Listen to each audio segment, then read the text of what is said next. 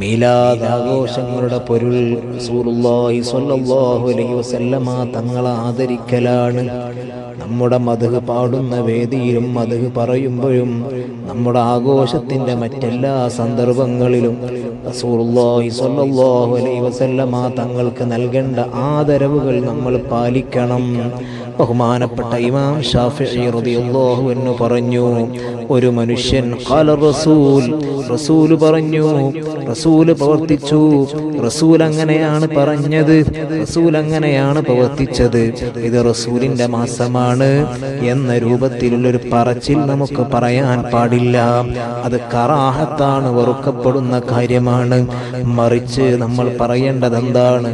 റസൂലുള്ളാഹി സ്വല്ലല്ലാഹു അലൈഹി വസല്ലമ തങ്ങൾ പറഞ്ഞു, റസൂലുള്ളാഹിന്റെ മാസമാണ്, റസൂലുള്ള പ്രവർത്തിച്ചത് അങ്ങനെയാണ്, ഇത് ആദരവിന്റെ നേതാവാണ്, അതുകൊണ്ട് അവിടത്തേക്ക് ആദരവുകൾ നമ്മൾ വകവെച്ച് നൽകുക.